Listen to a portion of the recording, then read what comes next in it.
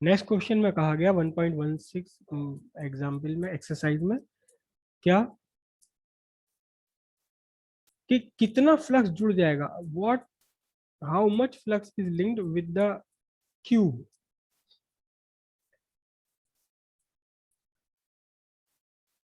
एक क्यूब अगर हम यहाँ कंसीडर कर लें, कहीं भी कोई पोजीशन तो दी नहीं है, यहाँ ले लो आप या यहाँ कहीं भी ले लो। चलो मैं यही ले लेता हूँ और ये ओरिजिन पर एक क्यूब मैंने बना ली।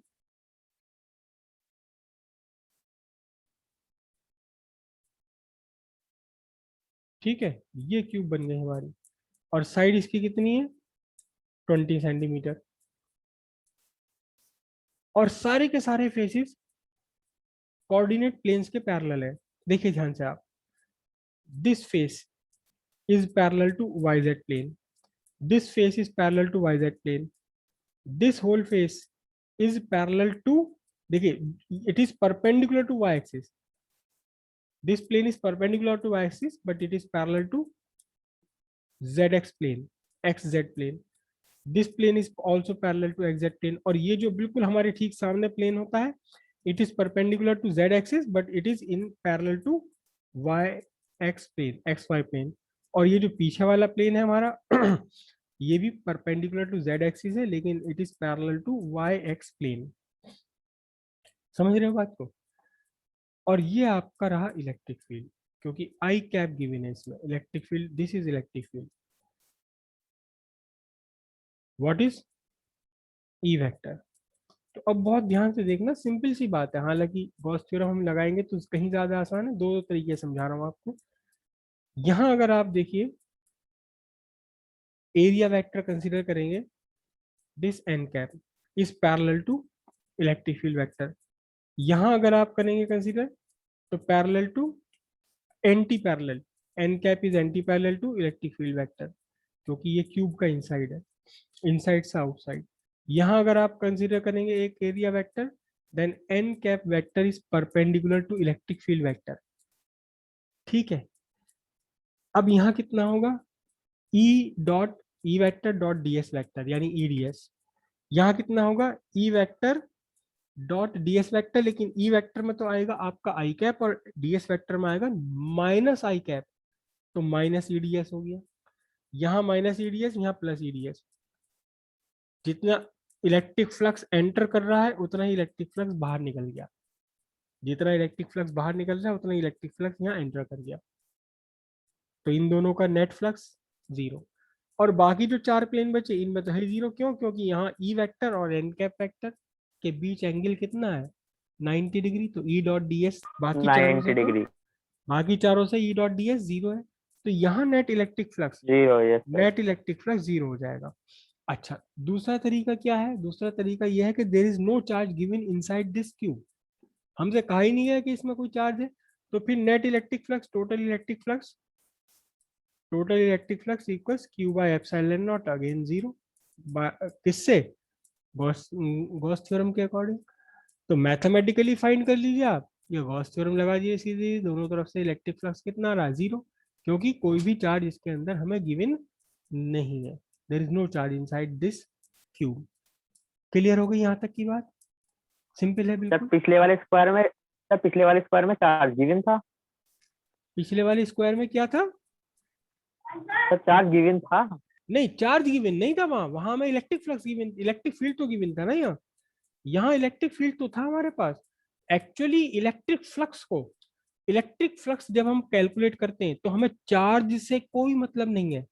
जब हम मैथमेटिकली इलेक्ट्रिक फ्लक्स कैलकुलेट करते हैं तो हमें तो केवल electric field vector area vector चाहिए, चार्ज है या नहीं है, कहाँ है, कैसा है, क्यों है, कोई मतलब ही नहीं है। हमें तो इलेक्ट्रिक फील्ड और एरिया को मल्टीप्लाई करना, डॉट प्रोडक्ट लेना इनका। लेकिन जब हम गॉस थ्योरम लगाएंगे, जब हम गॉस थ्योरम अप्लाई करते हैं तब हमें चार्ज से है मतलब, तब हमें इलेक्ट्रिक फील्ड कहाँ जा रहा, कैसा आ रहा, कौन सा, इससे कोई मतलब नहीं है। तो अगर हम गॉस थ्योरम लगा रहे हैं तो ये जो इलेक्ट्रिक फील्ड है इससे कोई मतलब ही नहीं है हमें गॉस थ्योरम अप्लाई करने में। हमें सीधी बात है, चार्ज अंदर जीरो है, भले ये इलेक्ट्रिक फील्ड में रखा हो क्यूब या इलेक्ट्रिक फील्ड के बाहर रखा हो, कोई मत उससे, जब गॉस थ्योरम लगा रहे हैं तो हमें सिर्फ देखना कि चार्ज कितना हो रहा है गॉस सरफेस के अंदर, इलेक्ट्रिक फील्ड में रखी है वो गॉसियन सरफेस, और कहाँ रखी है, कैसी रखी है, कोई मतलब नहीं। जब हम मैथमेटिकली कर रहे हैं electric field vector dot product with area vector, तो अब हमें चार्ज का कुछ नहीं पता, कहाँ है चार्ज, कौन सा चार्ज है नहीं है, कुछ नहीं, मतलब हमें तो सिर्फ इलेक्ट्रिक फील्ड दिखाई दे रहा है। इलेक्ट्रिक फील्ड वेक्टर और एरिया वेक्टर का डॉट प्रोडक्ट लेना है। क्लियर हुई इतनी बात? Yes okay. सर। हाँ पिछले वाले में तो सर हम अगर हम वैसे करते, क्वेश्चन ये वाला फॉर्मूला लगाते, गोस थ्योरम से करते, तो सर उसमें तो चार्ज नहीं था, तब उसमें तो जीरो आता सर। और इसका क्लोज उसमें सरफेस कुछ आ होनी रहा है। चाहिए, देखो ध्यान से सुनो, क्लोज यहाँ हम सरफेस। गॉस थ्योरम लगा ही नहीं सकते, क्योंकि गॉस थ्योरम अप्लाई करने के लिए हमें चाहिए क्लोज्ड सरफेस, बंद सरफेस। यहाँ तो बंद सरफेस है ही नहीं, यहाँ तो सिर्फ एक यस सर। एक स्क्वायर दे रखा है, तो गॉस थ्योरम यहाँ अप्लाई ही नहीं कर सकते। क्लियर हुई ओके। इतनी बात?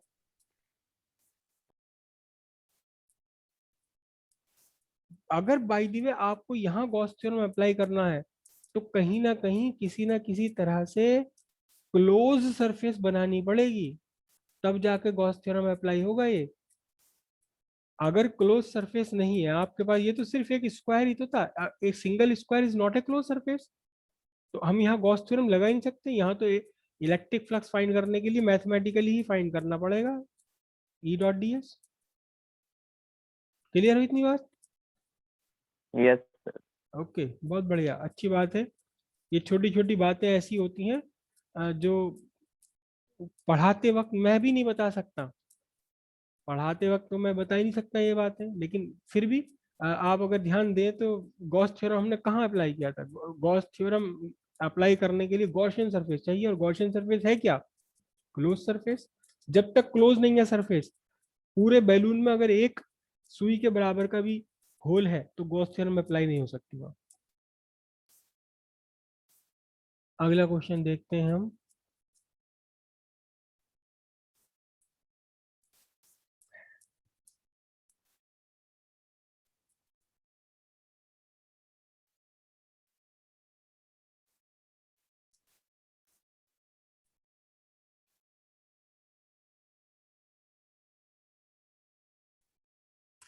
Careful observation, exercise 1.17, careful measurement of electric field at the surface of a black box indicate that the net outward flux through the surface of the box is 8.0 into 10 to the power 3 Newton meter square per coulomb. What is the net charge inside the box? If the net outward flux through the surface of the box were zero, could you conclude that there were no charge inside the box? Why or why not? यहाँ जो एक black box word आपका use किया गया है, black box, ये black box एक instrument होता है जो रखा जाता है एयरप्लेन्स के अंदर। एयरप्लेन में, हर एयरप्लेन में ब्लैक बॉक्स रखा होता है, और ये इतना मजबूत स्ट्रक्चर होता है कि अगर पूरा एयरप्लेन भी क्रैश हो जाए एयर में कहीं भी, तो ये फिर जो ये इस पर अनअफेक्टेड रहता है, और इसके अंदर सारी रिकॉर्डिंग चलती रहती है, जितना भी कॉकपिट में कोई बातचीत हो रही है या जो भी इंजन की कंडीशंस है, और फिर इस ब्लैक बॉक्स को स्टडी करके कॉज पता लगाया जाता है कि क्यों ये प्लेन में गड़बड़ कैसे हुई, क्या हुई। तो कहीं भी कोई प्लेन अगर क्रैश होता है, कोई एक्सीडेंट होता है, तो सबसे पहला काम होता है उसके देखना कि कोई सरवाइव कर रहा है नहीं, उसे बचाना, और फिर उसके बाद में ब्लैक बॉक्स ढूंढा जाता है कि कहाँ है ब्लैक बॉक्स, उसी से पता लगेगा कि क्या हुआ एक्चुअली। तो ब्लैक बॉक्स आपको गिवन है, ब्लैक बॉक्स गिवन है, ऑरेंज कुछ भी है, इससे कोई मतलब नहीं है। सीधी सी बात यह है कि net outward flux, black box से नेट आउटवर्ड फ्लक्स आपको गिवन है कितना? 8.0 into 10 to the power 3 newton metre square पर coulomb.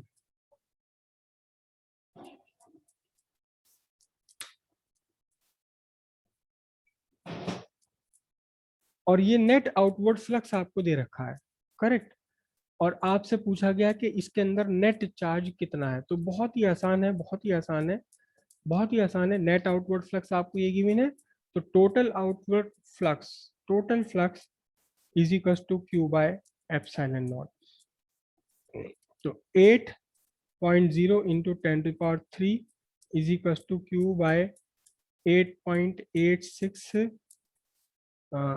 5 into 10 to the power minus कितना था ये सर -12 सिंपल सी बात है, दोनों को मल्टीप्लाई कर लीजिए इन्हें आप, और आपको क्या फाइंड हो जाएगा, total charge inside the black box find हो जाएगा। अब क्वेश्चन में ये बात कही गई है, अगले पार्ट इस क्वेश्चन में कहा गया कि जो ब्लैक बॉक्स है, जो भी जैसा भी है, क्यूब शेप का नहीं होता है, अलग चीज है, मैंने वैसे ही बना दिया। इस ब्लैक बॉक्स से अगर इलेक्ट्रिक फ्लक्स जीरो हो जाए, नेट आउटवर्ड फ्लक्स जीरो हो जाए, तो हम क्या कह सकते हैं इसके अंदर चार्ज के बारे में, हम क्या कह सकते हैं, कितना चार्ज, क्या हमेशा वो चार्ज जीरो है, क्या चार्ज जीरो नहीं, ऐसा नहीं है। अगर नेट आउटवर्ड फ्लक्स आपका जीरो है तो हो सकता है इसके अंदर कई सारे चार्ज हो, Q1 चार्ज हो, Q2 चार्ज हो, Q3 चार्ज हो। दो कंडीशंस पॉसिबल हैं आपके पास, या तो इस ब्लैक बॉक्स के अंदर चार्ज होगा जीरो, दूसरी कंडीशन ये है कि sum of all the charges is zero, यानी कि इसके अंदर मोर देन वन चार्ज है, उसमें से कुछ पॉजिटिव है कुछ निगेटिव है, और सबका एल्जेब्रिक सम मिलकर कितना आ रहा है, जीरो आ रहा है। तो अगर किसी बॉक्स से किसी क्लोज सरफेस से नेट फ्लक्स लिंक्ड जीरो है, तो जरूरी नहीं है कि उसके अंदर चार्ज भी जीरो हो, total charge the algebraic sum of all the charges may be zero, सारा चार्ज मिलकर के जीरो हो सकता है। क्लियर हुई इतनी बात?